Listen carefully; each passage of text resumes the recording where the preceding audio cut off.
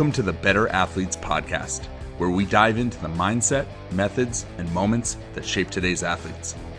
I'm your host, Jordan Bledsoe. On today's episode, I got to sit down with Coach Jon Sable, who is the newly appointed head of operations for Predators Lacrosse Club.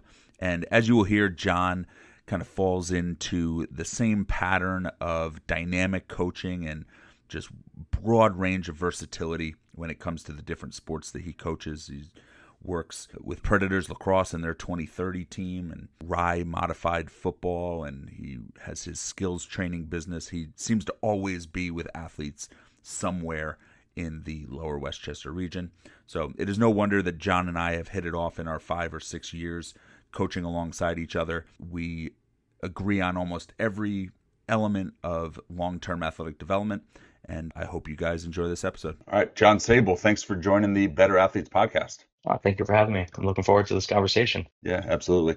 So our show has kind of grabbed 3 kind of key audiences that, I know your following is pretty similar to ours in terms of players, right? Looking for insight and kind of perspective on things that they're not accustomed to, parents, and then other coaches. So why don't you give us a little bit of a background on who you are and kind of how you landed in the roles that you have now?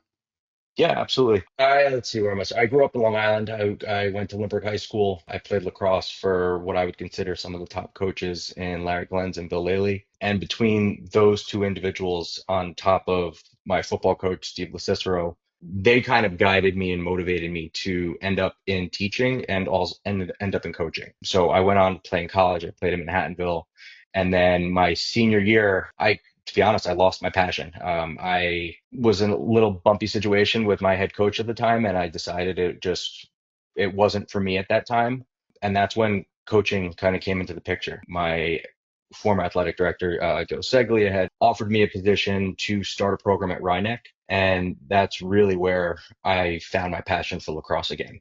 And I just finished up my 14th year there, and then have decided to step away to pursue other positions. But along the way, I've kind of used a lot of what I learned from my coaches in high school to not only develop program, but build relationship with parents and players, and to help continue their growth throughout their lacrosse journey, as I have a lot of experience of both highs and lows that kids can learn from. Yeah, so you and I connected, I think it was like 5 years ago now. I think I had just opened Velocity in Hawthorne. You were coaching with Predators, and it was one of those things that I kind of keep circling back to on this show, but one of those scenarios where just 2 people trying to help kids clearly with the same type of energy, and we just kind of hit it off from there. When did you get started with the Predators organization? Going into either year 10 or year 11. I bounced around programs prior to that. When I first started coaching, I was with a program, Head Hard Hustle, which doesn't exist anymore. And then I had the opportunity, I was actually running a tryout for Rye Youth Lacrosse and met Mike McCall. And he basically saw what I was doing during the evaluations and offered me a spot. And it's been a home run since. Yeah, 11 years. Wow. There's not many coaches in the game at this point that have been with a single organization for that long. What do you think some of the key factors to kind of sticking around have been for you? I think just kind of their vision and their goal of constantly putting out the best competition, but also they respect their coaches. They come to us for insight. They provide us guidance. And to me, those are some of the most important things. They trust us in situations in terms of coaching, player development, selecting our teams, and they don't try to almost be like a puppet master. They just kind of let us do what we're being paid to do. And it shows in the product that the program puts out. Yeah, I 100% agree with that. And that's one of those things that hindsight is always 20/20 in my opinion. But the organizations that my structure tends to align with kind of always have that, that input from their staff, giving coaches the latitude to do what they do and not putting handcuffs, not letting a structure, right? Obviously your systems and your structures are important, but not allowing those structures and those systems to put handcuffs on your really good coaches is super important to me and my training staff. I think that's why my coaches, right? You've been around me for 5-6 years now. my coaches are pretty similar now to who they were when we first met. And that approach of let the guys do what I hired them to do, and not trying to put the handcuffs on them is super important. And I think the organizations that I end up working with long term, and now have my kids participating in, are the ones that align with that philosophy. Yeah, no, I mean, I completely agree. And I kind of see it just with like the different clinics and the different teams that I've been working with. I bounced around different teams of kids that graduated.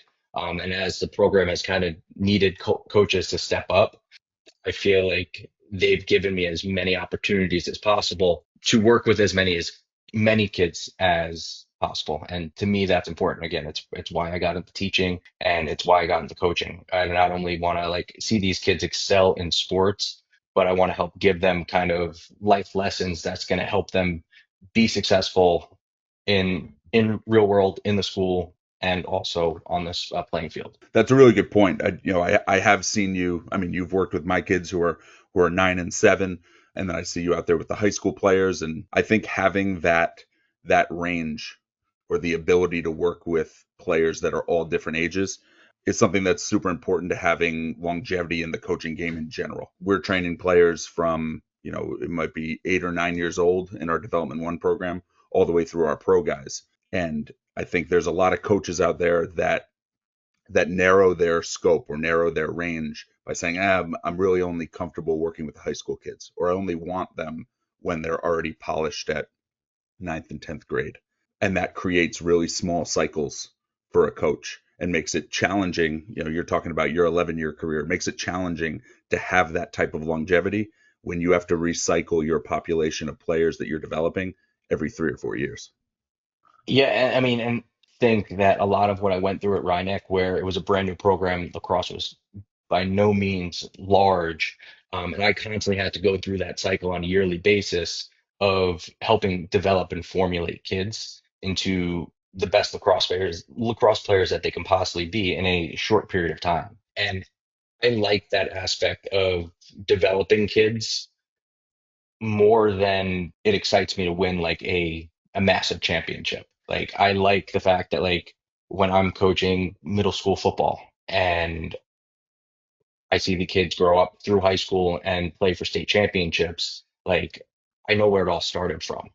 And I truly believe that like the foundation that the kids get and their fundamentals is by far the most important thing. And whether you're looking at football or lacrosse, if you look at like the premier areas in our region, they all have excellent youth program. And I also think that's one thing that the Predators does very well in terms of developing our youth and allowing the kids to have the skills and knowledge to be successful as they go play more competitive lacrosse. Yeah, it took me a while in my career. Now that as I kind of mentor and bring on new young coaches, I kind of relay this message of it. It took me a while to recognize what exactly I was liking. And it was exactly what you just described, right? I'm going through these patterns with our players and watching them grow and watching them go on to be successful. And I'm realizing that I am more drawn to laying that foundation and watching them grow, and I'm deriving my energy and passion to go back every day and continue doing it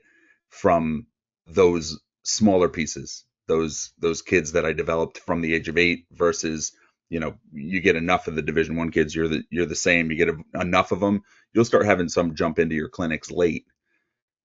I get more out of watching the kid that went from 8 to 18 than I do from the kid that jumped in at 15 and now is off to school. Yeah, and like part of it also comes from what I went through growing up. Like I was never the All-American. I was never the stud athlete. Like I was somebody that I spent a lot of time on the bubble. Like I had to work my butt off, make a team, get on the field, and it taught me a lot. And I am now able to pass that message along to my players and the kids that I train that like, listen, like it's okay to battle adversity. Like it's okay to fail. And I say this, and I just went through this with my Predators team from the summer. Like I encourage mistakes and I encourage failures because I truly believe that's the only way we learn. And it's one of the ways that I've learned the most on and off the field. And I think that's kids don't hear that enough. And I spend a lot of time talking with the kids like, all right, if you make a mistake, like let's figure out why that mistake happened and how can we improve from it and really get them not to like just explode and like spiral, because then they're checked out for that practice or checked out for that game. And kids got to learn how to deal with that up and down that comes in games and in life. Yeah, and that's one of the things I always pull kids aside and tell them, like, I need you to mess something up, right? Otherwise, I have nothing to coach, right? Like you standing completely still doing nothing, I have nothing to coach. And you doing it perfectly, I have nothing to coach. Like, go out there and do something outside of your comfort zone, right? At least mess up this drill so I can coach you in it. And I think that's one of those things where, to your point, kids are coming into the gym, kids are going onto the field with a mindset of, I need to execute this perfectly as my 10-year-old self, or it's not worth doing at all. So I'm either going to stand still, or I'm going to do only what I'm very comfortable doing. Yeah, and I completely agree. And I feel like that's the biggest obstacle that we face as coaches, is trying to get kids to understand that like it's okay to make mistakes. And I have the same conversation with my students. Like, it's okay if you didn't get 100 on a test or on a project. Like, it's not the end of the world. It's like, are you going to be able to take what we just did and use it, or is it just kind of going out the brain? And I always say this also to my athletes, that like, all right, I'm not always going to be on the field with you. So if you mess up a defensive assignment, or if you happen to miss a shot, like, what questions can you ask yourself to kind of self-correct on the field that is going to allow you to be successful? And I really believe in that like self-assessment test with a lot of these kids, and learning or teaching them the skills of how to do it is incredibly important. Yeah, and this is really more of a macro conversation that just came to mind as we're talking about this, but like it's almost kind of the larger world we live in right now. Everybody's functioning only in extremes. So it's either, do it perfect or not do it at all. And I think it's really important to teach these kids how to be in the middle of that, right? Like there's more than just the all or none. And we're not saying, right, like it's okay to mess up all the time, right? That's an extreme too. Like I'm not asking you to go out there and only fail. I'm asking you to go out there and do something to the best of your current ability, even if it's less than what we want, and then we'll coach it to improve it. But the world of extremes kind of puts it in a, if I fail, I'm a failure, and it's okay to fail forever, or I need to be perfect, and that's the only thing I can be. Yeah, and I feel like a lot of the battle comes from the fact that like kids today get a lot of mixed messages, and trying to battle the messages that these kids are getting, whether it's from other coaches, from parents, and then like trying to get them to understand like what is like the correct approach to go with, has been one of the things that I've had the biggest like hurdles with, or struggles with, in trying to get kids like on the right path. Yeah, absolutely. All right, cool. So I want to jump across. I think we're going to come back to that topic a Yeah, lot. go ahead. I think it's an overarching theme in the way you and I approach things, which is why we tend to get along so well. But you've coached multiple sports, right? Your current role is pretty heavily involved in lacrosse outside of your teaching career. What other sports have you coached, and how do you feel about that in the greater scheme of developing elite lacrosse players? So other sports that I coach currently is modified or middle school football and middle school track. And then I also do a bunch of youth lacrosse stuff. But between football and track, and I even say this to my lacrosse guys, is I want kids that are going to play multiple sports, because I feel like they're not going to hit the tip of the iceberg super early. They're going to constantly have room for growth, and they're not going to kind of burn out. And I also, being somebody who's like very big into like physical activity and working out, like, I know if you play the same sport year round, you're wearing out your muscles and you're wearing out your ligaments, and that's when injuries happen. And that's one thing that I become very nervous of, as I've went through issues with injuries, and also I've seen it with kids that I've trained.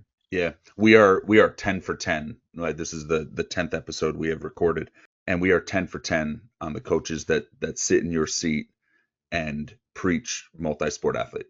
Right? We've had athletic trainers. That one makes sense, right? They're always seeing the injuries, the issues, right? We're talking about a golf pro. and how specialized golfers are getting at such a young age, and how the best golfers he sees are the ones that have played soccer and lacrosse and hockey in their early years and then specialized later. We've had lacrosse coaches, right? Guys like Deemer Class, who makes his living off of kids preparing for lacrosse, right? In theory, he would be better off if kids stop playing other sports, right? His Yeah. players would have more time and more resources to train with him, but he's preaching multi-sport athlete, right? There's no one out there at this point saying it's a good idea for kids to specialize as early as they are. What's your opinion on why it's happening at such a kind of rampant rate? It drives me insane, but I feel like it's messages that kids get. I've seen it before where kids have been told, like, if you don't play year round or commit to me year round, you can't be part of the program. Which you're going to say that to an elementary or middle school kid, like even a high school kid. Those kids they're going to burn out. And like we've seen it time and time again. And the fact that like some programs still continue to do that is is wild to me. And like I also get very nervous that it's going to start to impact the school sports because kids are going to start choosing playing a club rather than playing for their school. And it's, to be honest, it's one of the things I love about lacrosse is the fact that lacrosse club teams have stayed out of the spring season to let kids and encourage kids to play for their school programs, knowing the importance behind it. And I think that again, I'm a believer in community, and it's like you're now gonna say, all right, I'm not gonna be part of the school community and play for you guys. Like it brings everything down. Yeah, I don't know if it's USA Lacrosse that's kind of drilled the message, or if it's, I call it the unwritten rule, right? Because like I talk to parents about it all the time with lacrosse, and even our town parents as they start to, you guys experienced this summer a lot more kids at kind of that fourth or fifth grade level starting to get into club, and not kind of knowing, where club starts, where rec ends, that type of thing, school sports when they're in high school. But I call it the unwritten rule. I think lacrosse has done a phenomenal job of like keeping their hands out of those rec months. Rec doesn't try to jump in and take too many days of the week in June, July, August, or September, October, November. But come March 1st to June 1st, club pretty much steps away and says, no, that's your time to be a part of your community.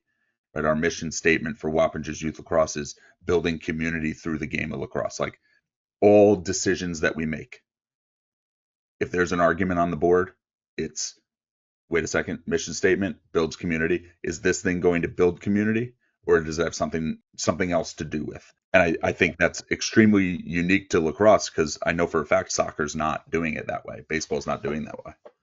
Yeah, and I mean, again, part of my belief comes from the fact of the community I grew up in. My school was a very big school in lacrosse, and like it it was like the thing to do. And it was like we didn't go off and play for club teams in the summer. We played for our school in the summer. And it kind of helped grow that community. But like you see the kids that stick together, whether you're looking at football, whether you're looking at lacrosse, and they grow up together, like those are the kids that are going out and like they're enjoying being on the field because they enjoy being with the field, being with the team. But then they're also doing something special, maybe win state championships, maybe win section championships. And I feel like you lose that as kids start to specialize and say, hey, like, all right, I'm gonna play, I'm not hating on soccer, but I'm gonna play soccer for my club team and I'm not gonna do any other sport. Or up until COVID, I actually don't know if this has reverted back yet. But one of the, not that there was anything good about COVID, but the one of the best things that came from it was they went back to allowing the high school players to play for their high school team. Because prior to that, if you played academy level soccer, you were not permitted to play for your high school team, which automatically meant around the entire country, the high school varsity team was a second rate set of players. Yeah, Still, which is so good. absurd. Yeah, I Yeah, mean that's wild to think of. yeah, it's bonkers. It's bonkers. And like when I started realizing it, I couldn't fathom like what they were trying to do. Then I went on to read that they were creating this pyramid model that resembles the way they do it in Europe, but there's like a distinct overarching factor that differs between the US and Europe, and it's called democracy. And Yeah. being able to like choose your path in life and do things for joy, right? Like I actually like this versus I'm just good at it. So they were trying Well, to overlay this pyramid. yeah, and one of the things, I mean, it gets me is like a lot of these like other programs all push the idea like, all right, if you don't do this, you're not going to get recruited. And like I think it's wild that like you're having recruiting conversations with kids a elementary or middle school level. Like you're taking away all the love for the game by saying, all right, it's this is the end goal, and you're either going to get here or you've just wasted your entire youth. And It I think almost that, seems cannibalistic to yeah. use an extreme term, but like it's you're in the interest of the long game, you're gonna undercut everything that's making it grow, right? So whoever's saying that feasibly, either they're incredibly short-sighted or they're just interested in grabbing the money as quickly as possible, not really worrying about what that might do to the future of this. Yeah, and I mean, it goes back to killing the development of the kids. Like you talk about foundation, like how much can a kid develop if he just does one thing over and over again? I, I will never be able to grasp that concept of playing one sport for the entire part of your life. I will tell you though, as a parent, it does get increasingly difficult. It even being part of an organization like Predators, where they, I think, right, to give credit where credit is due. Predators of all the organizations I work with give the most leverage for kids to participate in other things while still giving the full club experience, right? Because the trade-off is, all right, you only have to be here a couple weeks a year. Maybe we do 9, 10 practices. You end up on a very bad lacrosse team, not developing your skills. But as a parent, watching my kid be incredibly passionate about the game of lacrosse and saying to me, I only want to play lacrosse. I don't want to go play basketball right now. I just, I had so much fun at lacrosse camp today. Like I just want to go play more lacrosse. That's obviously a completely 9-year-old thing to do. But the world of lacrosse right now makes that an option for parents that maybe don't have the perspective that I do. Where I say, no, no, no, we are going to summer league tonight. We're going to play basketball. And in the winter, you're going to play basketball. But the door is open because of the market for lacrosse to, if a kid says what kids say and say, I just want to play lacrosse, a parent could fall into that trap like that. And well, and I do say this to parents, like one of the things I love, I've said this already, kids playing multiple sports, but like lacrosse players who play basketball, the lacrosse offense has become so focused around the two-man stuff that like playing basketball is going to help you on the field. And same thing, like if you put a hockey player or a football player or even a soccer player, like just being in that game and being able to see the field the way that you have to see it in soccer and football, or even if you're on the ice, is going to help you when you step on the lacrosse field. Like all of those sports help your game develop. And like the basketball thing is one of the best things that I always encourage kids to play it because it makes teaching the two-man game so much easier.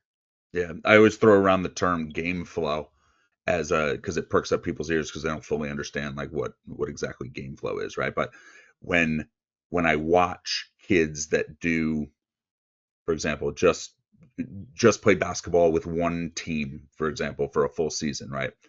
The things that they do become very singular to the way that team operates, their role on that team, right? But if you only play on one team in one sport for the entire year, if game flow could be so impacted by a single season and a single team, imagine what that's doing to your development. If the only game flow you ever learn or have to adapt to is your role on this particular team with this particular set of kids in this particular sport on this size field at that one position. Yeah, I mean, I even see it with some of the kids that come through our program in the sense that like, all right, they maybe don't come from like a prominent youth program and they've gotten some type of coaching where like, all right, maybe they weren't on the most skilled team and they said, all right, I'm going to give you the ball and you just go. And then you have to like try to rewire that kid to understand like, no, no, no, that doesn't work. We got to learn how to play within the system. But it goes back to the point we talked about earlier about the importance of youth sports and building the proper like fundamentals and foundations to help all of these kids move in the right direction. Yeah, there's no extremes. I know I said we were going to loop back to that topic, but it does really come back to that is if all we're doing is making decisions that swing it right or swing it left or swing it up or swing it down, that's not serving the greater purpose, right? There is value to each of these little experiences that we are presenting our kids with, and something to be taken from each of them, something to be learned from each of them. That does, it's not terminal activity. It's Yeah. it's it's little building blocks to get these kids to ultimately where they want to go, not where they want to be when they're 9, which for a lot of them is like on the couch with a controller. It's where they want to be when they're 18 years old, when you've, as a parent or as a coach, have helped them become the person that they should be, the contributing member of society per se, that then they can make these decisions on where they want to go because you've given them all those tools over all the years. And to me, that's one of the biggest goals for me. As much as I would love to see every single kid hit their goal in terms of playing college lacrosse or playing college football, whatever they choose to do, but being able to reconnect with some of the kids that I've coached and seeing them as adults now and like hearing kind of like what they took away and some of their lessons are it's some of the most meaningful things to me because like it showed that like they were able to take something from our conversations, whether it was in the classroom, on the field, and use it to help them get to where they were going. I think that's like you said, one of the most satisfying things. I have people on my staff right now. One guy that trained when he was like a middle school football player, played Division I football then at Wagner College, and then came back and ended up being on my staff. And part of the reason he reached out to get an interview was the impact that my coaching or my systems coaching had on him when he was a little kid, and just trying to find his way in the world was like, I need to go back to being part of that. There's nothing that rewarding, short of watching your children become that successful. There's nothing that feels quite like that. Yeah, 100%.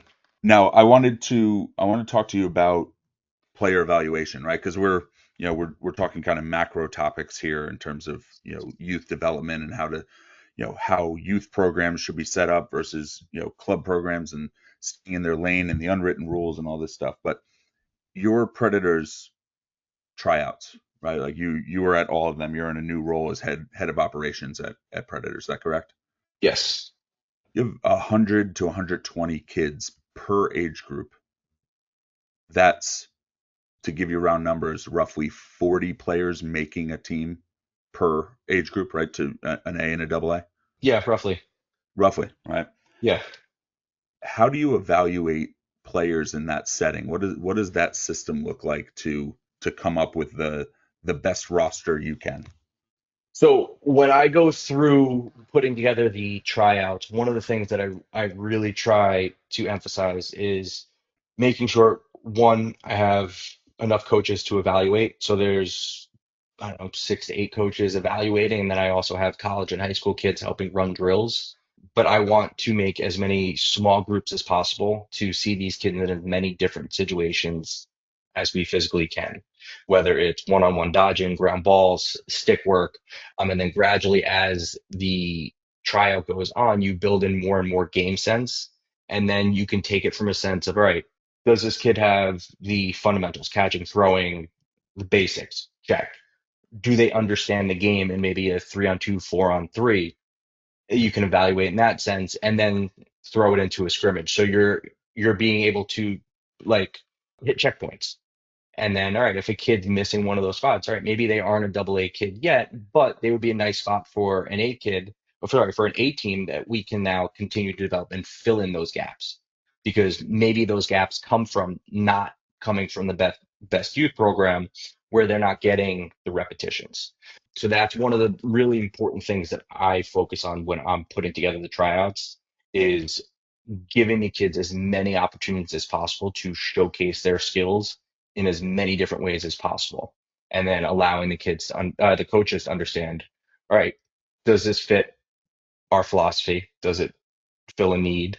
And then kind of I personally like to talk to some of the kids because for the team that I was just working with, so I'm with the double A 30s, we had a very special connection on that team this year. That's Um, rising eighth graders, correct? yeah. And it was this was my first year with them. I had come on after being with the 26s, and I was asked, I don't know, like a month and a half before the season, would you take this on? And the connection that these kids have with each other is just remarkable. So like I was very cautious with who I added because I didn't want to disrupt that culture that we have on the team because the kids are going to work their butts off for you. Still tons of room to grow, but they played against some of the best competition this summer and were inches away from beating top 10 teams, including in the World Series. We lost two games in OT, which were heartbreakers. But it goes back to the point I told the kids all the time, like it's battle through adversity, right? There's up and downs in life. How are we going to respond? Yeah, I know that team well. That's, to our point before, 5, 6 years ago, that that group was the youngest group to come to Velocity for winter workouts. Right, so that 2030 team is pretty special to me as well. Parents are always kind of wondering, right? Like, so you go to tryouts, you got, your jersey with the three numbers on it, right? But, big number, coaches with clipboards. you know so you're saying on that clipboard, you've got throwing and catching, and the coaches are out there making check marks next to those type of skills, and that's how you start to weed out players. So I kind of give a coach a blank canvas. I give them the names, the numbers, and I just gave them spots to take notes, which sometimes is the hardest thing to get people to do. But when I'm looking through all these evaluation forms, like if I have a conversation, let's say I'm having a conversation with you, and you're like, all right, well, after the tryouts, what could my son work on? Like I want to be able to provide parents feedback of like, all right, this is something that we like. This is something that they need to continue to work on. So we do ask the coaches, we tell them this is the curriculum that we're looking for. The coaches that are evaluating are typically the coaches of the team. So they also know their team better than anybody. And it goes back to that like hands-off approach. But we just ask that they take notes that we can then go back, we can review, we can talk about it, and we can also give feedback if needed. So like if a double A kid happens to get put down to the A team, we want to be able to give feedback of like, all right, this is what you would need to do to get back to the double A team. Yeah, that makes a lot of sense. And that, I mean, that does paint a much clearer picture, I think, for the parents listening, that when you see a group of 120, fathoming how your kid could get noticed in that scenario, and, like, is it even worth it going to a tryout if you didn't play on the team last year, or if you didn't start at third grade, is it even worth going to the fifth grade tryout? I think that process that you just described gives a really good clarity on how that evaluation happens. Because even myself working in the coaching business, I don't do evaluations in that setting. Like, mine are 1-to-1. It's like the easiest way to evaluate somebody. And it's hard for those kids because like, yeah, there's hundreds of odd kids there and there's a lot of unnecessary stress. And I always tell the kids before and afterwards, like, listen, like all you can do is control your effort. You can't control things that are out of your reach. I was like, you control your effort, you control how fast you run around this field, and then if you make a mistake, recover twice as fast. I was like, coaches notice that. Like, I may not always choose, again, the most well-rounded player because I like the player development. I may see a kid that's rough around the edges, maybe stick work isn't great, but kid's an athlete, that's the kid I want. I want to be because like it's tough to, I guess, teach or help somebody become like that like freak athletic kid. but you can always teach sick skills. You can teach the game. So like I like those raw kids because I also like to see their growth as they're going through the sport. Yeah. Now you said unnecessary stress, and I want to go back to that because in my opinion, in my experience, I actually don't feel that it's unnecessary stress. I do feel there is unnecessary drama. That's a completely different thing, right? Like I was definitely on the parent text chain side of some things this year that I'm like, oh my God, I can't, I wouldn't want anyone else in the world to see this or have to deal with this. But I think the stress of tryouts, although not valued by everybody, in a world where kids are given most things, in a socioeconomic community where kids are given most things, I think the fact that even if you played on the team, which happened to have finished 7 days prior to tryouts, right? Like you were on the field with that team 7 days ago, that you need to go back and you need to try out again and stack yourself up and go head to head with the rest of the kids that signed up for that tryout. I think that is one of the best things that exists right now. Yeah, I agree. And maybe my term of unnecessary wasn't appropriate because I do think that kids need to know that like nothing's guaranteed. Like, all right, just because you were that guy during last season doesn't mean that like somebody's not going to come show you up. And it's been time and time again. It's part of the reason why like I don't like going into tryouts with like an idea of like, all right, I'm bringing back XYZ because I feel like it narrows the viewpoint where like I want to take a holistic view and I want to see these kids scrap and I want to see them battle it out and earn that spot. And not everybody has that same idea and same mentality. Like you'll see a lot of situations where like it's very known, like you have the double A kids on one side, the A kids on another, and it kind of drives me insane because then it's like it changes the kids' mentality. It's like, all right, I know I'm clearly not at that level, and it changes the effort that you get from them. And I want those kids to have that fire to like try to reach that double A spot. Yeah, KJ had a unique opportunity to go play in Lake Placid this summer, and it conflicted with tryout dates. And over communicated from my perspective, over communicated with all the Preds leadership, and they were nice enough to tell us that they would use his play from the summer as his evaluation. Not that it guaranteed him a spot, but they would use his play as the evaluation. So we didn't necessarily need to hustle back, but the reaction that he had when he found out that he was potentially going to be missing tryouts and how nervous that made him, having just played for the team, having had a great summer, phenomenal summer, great relationships with the coaches, everything. That feeling held so much value to us that we finished in Lake Placid. Our last game ended at like 11:40. We hopped right in the car and drove 5 hours south to get to Hackley. Literally, like you saw me. We're like Yeah. jumping out of the car, running, soaking wet gear from his game a couple hours ago. And he had a great tryout. He went out there and he gave it absolutely everything because you guys have created an environment where he does feel like he has to earn it every single time. And it is, as a parent, incredibly difficult to create that anywhere else in his life. That it was worth that drive. It was worth the throwing the wet stuff in the car and driving 5 hours south to get to tryouts to help to have my kid, who I just want to be a successful adult, to make sure that he got the benefit of that experience and what it's doing for him. Yeah, I mean, and that's very hard to find in a younger kid, but it's special when you do see it and you see that kid like, all right, like I've committed to this. I want to be there. I want to show these coaches.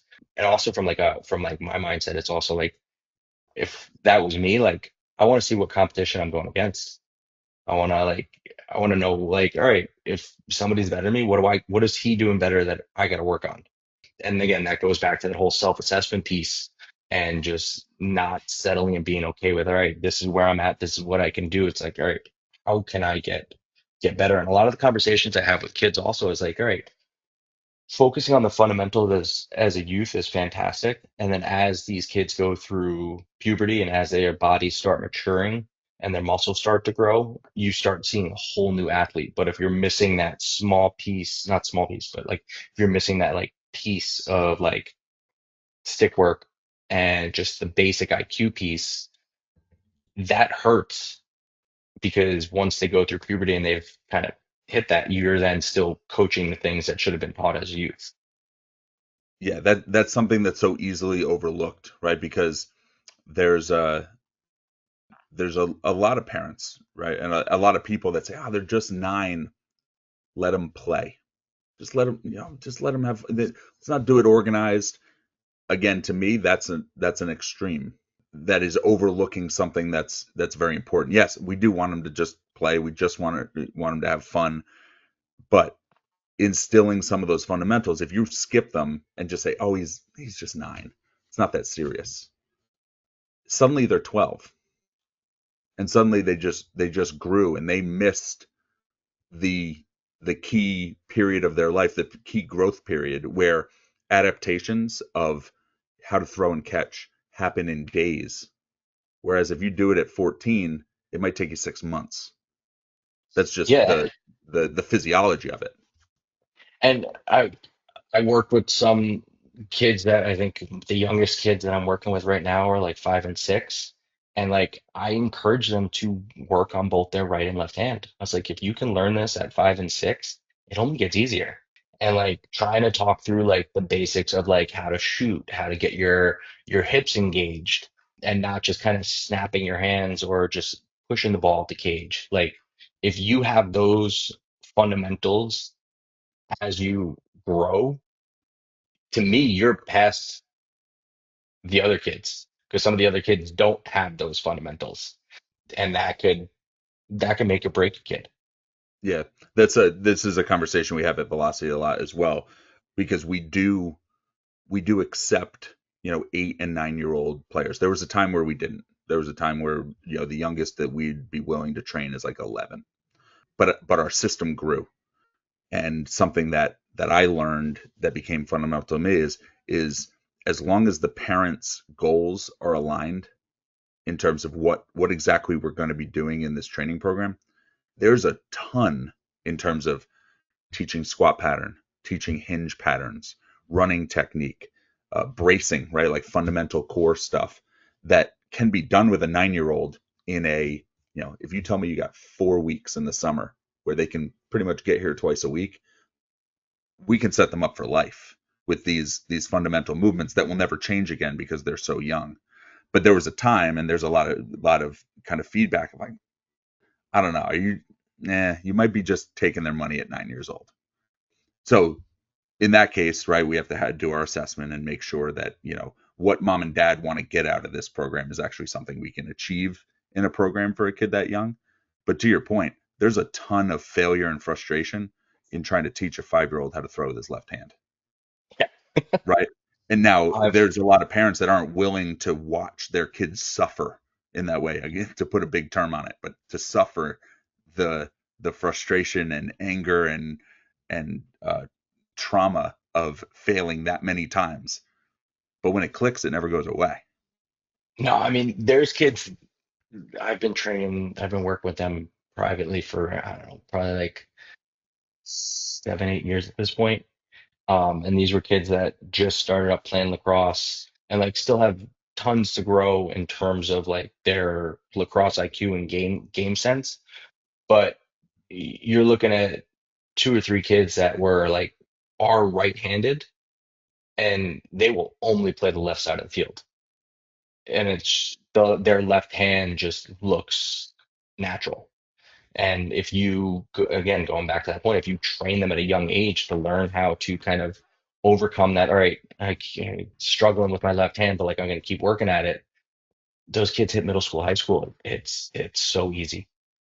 Yeah, this actually just came to my mind because she walked in the gym right now. But there's a girl on the Preds. It's Allie's 29 team. Hmm. Her name's Sophia Kaufman, and she played varsity for our Wappingers high school team this year Yep. as an eighth grader. And She started every game, played all of every game on a team that lost in the sectional finals to Suffern, but she played that low lefty swing attack position the entire year. And obviously, eighth grader starting on varsity, there's going to be, the mumblings from, oh, it's just because she's a lefty. It's because she's a lefty. Sophia's a righty. Yeah. But but you would And never it's know. You would never no. know. She's one of those kids that I met her, coming into Velocity when she's eighth grade now. That's the 29s. Met her. She was probably a fourth grader. But it's one of those kids that has grinded it out, is obsessive about it enough to make people talk crap about her for something that's not her.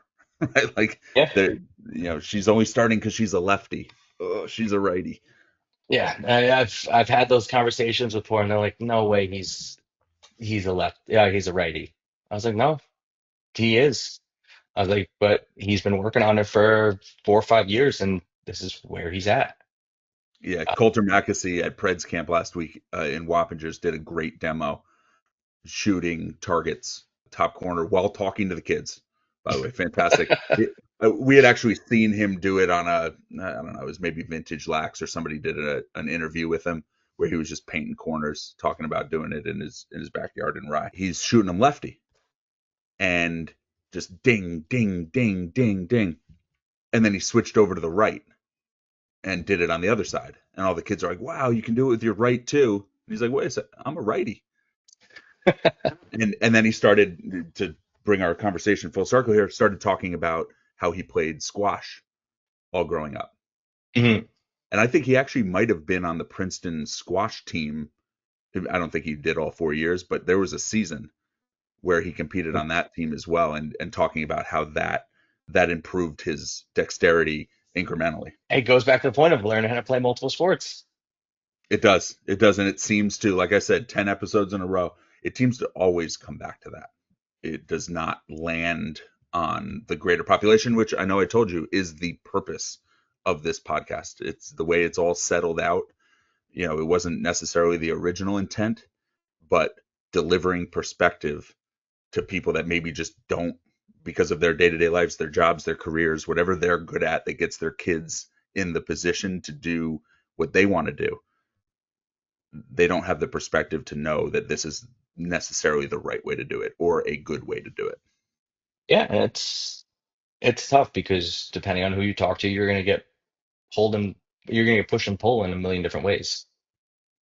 It's finding what's right for your kids. I was gonna say I'm seeing a lot of kids, a lot of my students have started leaving their what used to be their primary sports to row year round, which has become very big in my school district, but it's hurting every other sport. Right. Like, which is again, it scares me in the sense of what's going to happen to high school sports. That's a good point, because I often have the conversations with, right, we're doing it right now, talking about the 8, 9, 10 year olds that begin to specialize because they feel like they need to in order to make the, whatever club team, or move up from A to double A, or move from double A to make the national team, whatever it is, right? But then there's the high school kids. And what time do you feel, or what age do you feel is the right time to start really honing in on a sport? I have an opinion. I'll give it after, but what do you feel about that? I would say in high school, if they're playing two sports, I think that's appropriate. I don't feel, and maybe again, it's my what I went through. I didn't start playing only lacrosse until college. Like I played football and lacrosse throughout, and then lacrosse was kind of my passion at that time. And I was like, all right, this is what I'm going to pursue. But I don't think I ever would have been the athlete and or the individual I am today if I would have said, all right, 10th grade year in high school, I'm going to play lacrosse year round. Yeah, you took my opinion right out of my mouth there. I completely agree with that, because again, having those conversations with the young kids and trying to get them to play 3, maybe 4 sports when they're 8, 9, 10, depending on the time that is required. And then you get to the high school kid, again thinking in extremes. They say, well, no, I need to play 3 or 4 sports through high school. Maybe not. Maybe by 10th grade, you should really hone in on the one that you're going to try to play at a higher level, and then another, right? So my story was, all growing up, I played basketball, but I also played football and I played baseball. So going into high school, I would have thought that I'd play all three. But it became very apparent early in high school that football was going to be my path. Like my opportunities beyond high school were going to come from football. So I ended up giving up baseball to have essentially 2 consecutive seasons of training, right? So I was training in the spring, I was training in the summer, I was playing in the fall, and I was playing basketball because I just loved it in the winter. So if you speak in extremes, me dropping baseball freshman year of high school, it's like, whoa, I thought we said no early specialization. To me, that's not early specialization. That was prioritization because I was now 14 and needed to make some choices. But my recruiting opportunities coming from Dutchess County, New York. I'm not even going to say upstate because you're a lacrosse guy and upstate is way further north. But coming from Dutchess County, my football film had far less value to a college football coach than what I was doing, footwork, movement, jumping, athletic ability, game IQ, when they watched me play basketball. And I think me and you are right on the same page with this because, like, I think high school is a good point to start narrowing it down and then adding in that season of weight training, speed training, I think is the next appropriate piece. I love what you guys do at Velocity. I like the fact that, like, you're teaching form and fundamentals with kids before they're actually putting weights on. Because I've seen it too many times. Kids put weight on a bar, terrible form, and they end up getting hurt. And I feel like that is the complete wrong way to go. So that's one of the reasons why I love, like I said, what you guys do, because you're teaching them the basics before the actual weight stuff. And I always tell kids, like, I didn't start lifting, and if this was one thing I would do over again, I would do this. I didn't start lifting until my senior in high school. It became one of my true passions, but it wasn't until I got a new football coach where he implemented weight training. But I think it's very important that the kids start building that base. And I always tell the kids at a younger age, you can do push-ups, pull-ups, sit-ups, just the basics, and just do body weight stuff to build the fundamentals before putting on weights. Everyone's a little different on that, but I know you're more well versed than I am on that. Yeah, no, I completely agree with you. And that's, again, keep looping back to people speaking in extremes. No, don't, you don't need to train until you're fully developed. A point I like to make to both sport coaches and parents about this is when kids are young, right, say 8, 9 years old, right, you introduce team practices, right? So it becomes very normal for them to have to go to practice in order to play the game, right? That's from 5 years old. Then very quickly you introduce skills training, right? Like if you want to do well in the game, right, you have your tactics that are worked on at team practice, but you also have to have your skills that you put in the time on your own. At Velocity, I feel like we do a really good job of making physical preparation, working on their athlete, that third compartment immediately, right? When everything is new, when skills are new, when tactics are new, when working on your athlete is also new.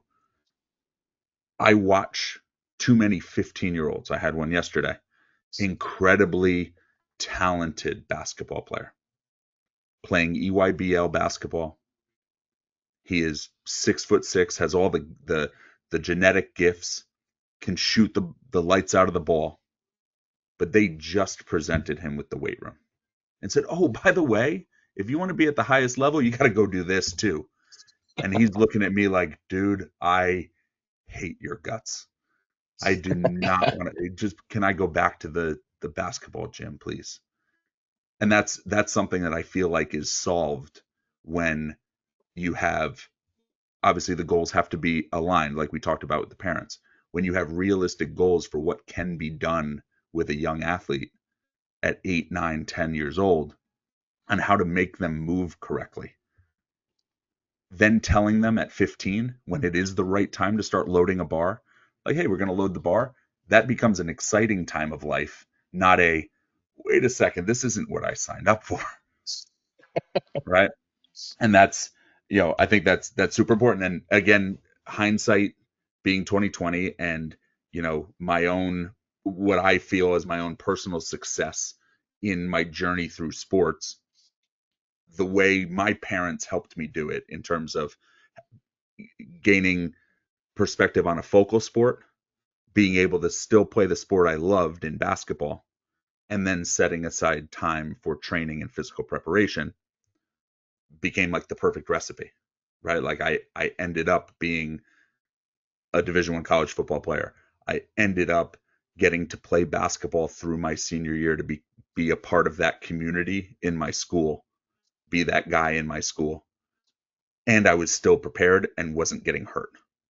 And I think you just touched on something that kind of triggered my mind. Like, I think that was what was so important for me growing up in Lynbrook and playing football and lacrosse was the community that existed in those teams. We consider ourselves brothers. We're family members for life.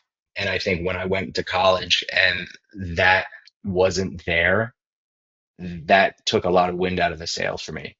And I talk to kids all the time that like when you're going on these recruiting trips, like you gotta feel it. Like you gotta know what you're looking for. Like don't just look at the name of the school. Like, do you feel right there? And then if your sport was removed, do you see yourself fitting in? Because I learned the hard way. Like I made a granted, like I got a great education. I knew I wanted to be a teacher, but it wasn't what I grew up with, and I strive on community. And I think it's one of the things I try and build with every single team I'm part of. Yeah, I think that's a great point and amazing advice to the kids that are seeking your advice for how to choose a college. Like that is one element that wasn't a piece of advice I got. However, my the journey took me to the right spot, but 1 week before my official visit at Fordham, I was sitting at a particular school who had flattered me, right? They were my first offer late in my junior year, right? It was now winter of my senior year and we're at the visit and they sit us down in a room and say, "Okay, you ready to commit?" And I had fun at the visit. They had flattered me for the better part of a year. I had one more visit that I wanted to take.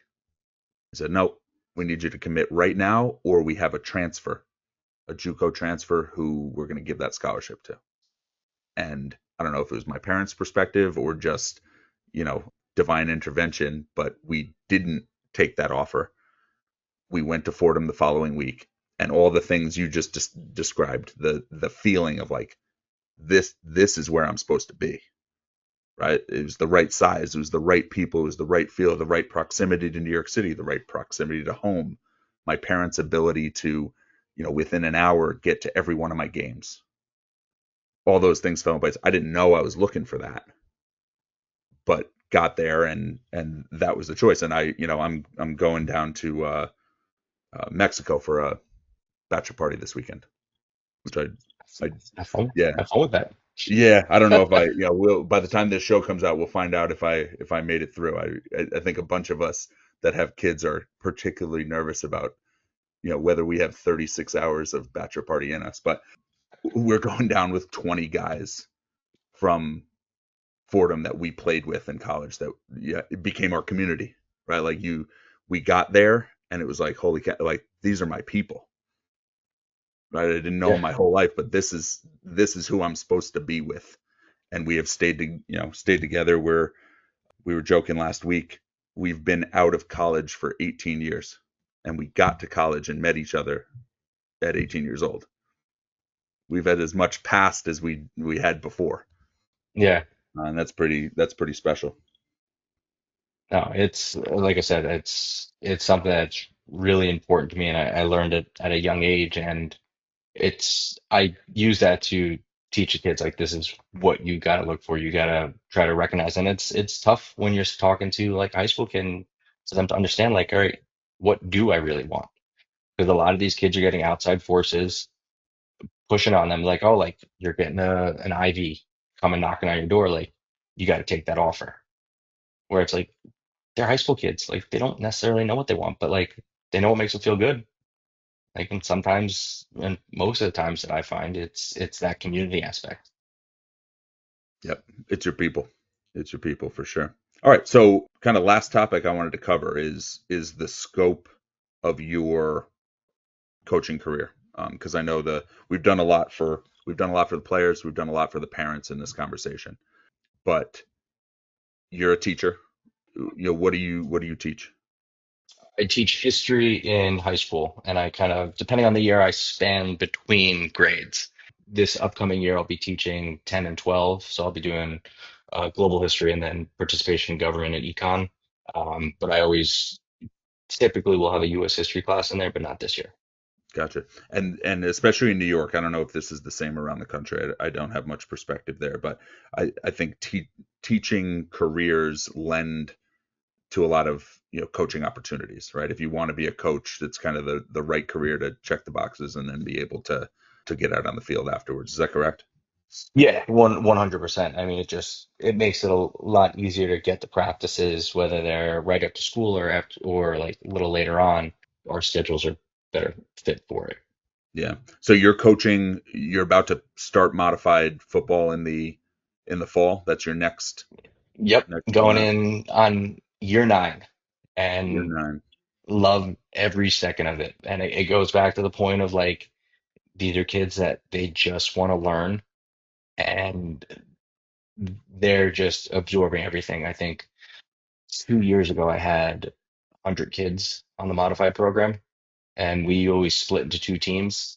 But having 100 kids show up every single day, just trying to get them like everything they need to be successful, especially coming from a school that is like football centric, and hopefully getting to a point where in the coming years we're going to start beating out Somers and not coming short. But I know we're working against a giant there. Yeah. But A giant it's community, but to the point, a giant community. That yes, is Somer's thing. with a phenomenal youth program. Like what they've done with their football youth, haven't seen anywhere else in New York. Yep. And But I going hate to back to give them compliments too. Some of my favorite games in high school were going and beating Somers at Somers. Now yeah, I think they went on to win the state championship that year, and we were probably the spark plug that got them going. But and now with my kids, right? We play in summer league Monday night lacrosse. Somers is in that league, and God, like we get so amped up to play Somers.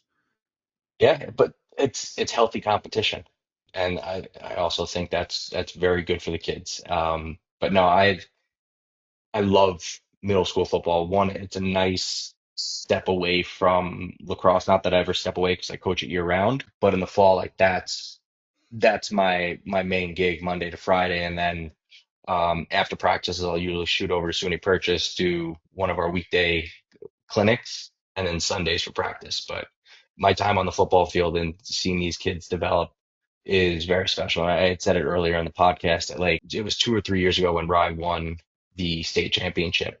Like one of my assistant coaches at the time had sent me a picture of that team when they were in middle school, and I was like, wow, like that was that was a group, and they weren't phenomenal. We didn't win every single game, but look what they ended up doing in high school. And the growth over the years is, again, that is what I love to see. Yeah, that's awesome. And one of the to link back to your Rye middle school football, there was a kid. He's now going to be homeschooled for this year of high school because he's really making a serious push at becoming a professional tennis player. A kid named Wow. Grant Lobo played for And your I know him very well. played for your middle school football team, and his dad played football at Holy Cross. So that's actually how I linked up with his father. Was I played at Fordham, Holy Cross. We're in the Patriot League, right? But that multi-sport element is rare in tennis. Like the sport believes that the hours have to be so immense that no other sport could come in pretty much from birth. Yeah, 'cause I Um, was gonna say he used to play. This year he did our junior spread program yeah, for a short period of time.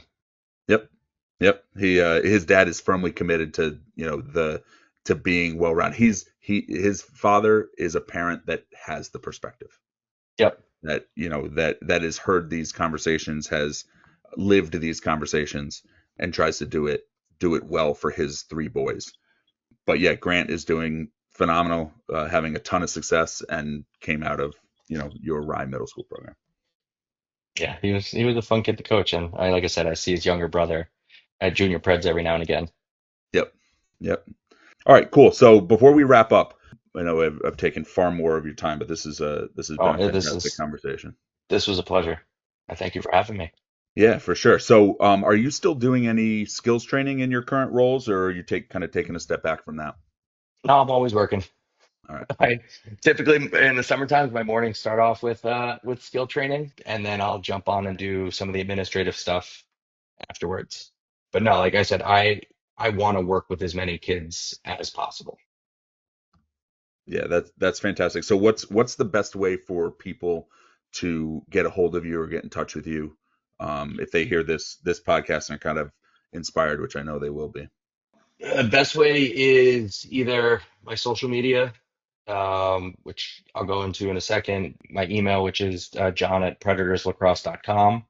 We'll put it in because I know people are going to be super impressed with some of the perspective that you gave today, and it's always, especially for me as a parent, valuable to put some personality and some humanity, but behind some of the names that I know you sent out. Doing the math, might have been close to 1,000 emails with your name at the bottom of them this week. Yeah, To all these kids. I gotta send some more. Yeah, there you go. Right there, but to have some personality behind that is always valuable, to get the philosophies that go behind those evaluations, right? Because they've seen you for years, right? Standing out there with the clipboard, but your perspective and your journey, right? You've been a lot of places and experienced a lot of things with kids of all ages, and I know for a fact that holds a lot of value to people that are sitting in my chair as the parent of these players, trying to make their decisions on where to send their kids to kind of write their path to be the person that they want them to be. No, like I said, I really I appreciate you giving me an opportunity to kind of talk through a lot of this because again, I feel like part of it is I'm usually just on the sideline, like I don't really like explain a lot of who I am or where my thoughts come from. So I appreciate you giving me the platform to do so. Yeah, my pleasure, John. And that was the Better Athletes podcast. If you enjoyed today's episode, please like, subscribe, and share. We will be back with another great guest. But until then, remember, if it were easy, everyone would do it.